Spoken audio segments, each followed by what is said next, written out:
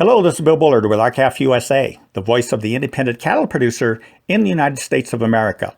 Well, this week the Democrats in the House of Representatives and the White House announced they have come to terms with the new North American Free Trade Agreement, or NAFTA, which is now called the United States-Mexico-Canada Agreement, or USMCA. That means the USMCA will soon come to an up or down vote in both the House and the Senate. Now, the media touts the USMCA as a good deal for American agriculture.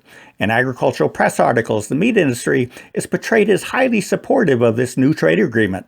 For example, Farm Journal reported that meats will get a boost and quoted University of Missouri economist Scott Brown as stating, "I think any trade agreement passed is usually best for the meat sector because they're getting their margins from exports."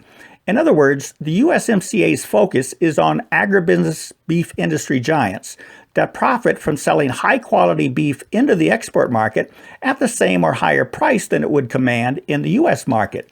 These same agribusinesses also profit from importing cheaper, undifferentiated beef and cattle produced in foreign countries into the United States.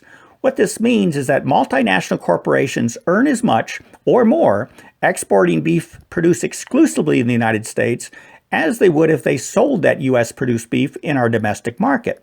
Then, when these same multinational corporations import cheaper, undifferentiated beef, they get a twofold financial benefit. First, they buy low in foreign countries and sell high in the largest beef-consuming market in the world, which is right here in the United States. Second, when they import this cheaper, undifferentiated beef and cattle, they not only earn the margin, but those imports also have the effect of reducing the demand for cattle purchased in the United States. After all, if imported beef satisfies domestic demand, then the demand for domestic cattle is reduced, and every U.S. cattle farmer and rancher receives a lower price for their cattle. And this too is good for those agribusiness giants, because now they can produce their U.S.-produced beef at an even lower cost and continue exporting that beef for the same high price, charging foreign and domestic consumers alike whatever the market will bear. And so it is that the USMCA is designed and written for agribusiness beef industry giants that want to continue gaming the U.S. market at the expense of America's cattle farmers and ranchers who supply them the lion's share of the cattle that they subsequently convert into beef. Now, because the USMCA does not contain any provision to require country of origin labels on beef, those agribusiness beef industry giants will have full control over where they source their beef, and they will continue sourcing where the price is lowest and will continue selling beef wherever the price is highest.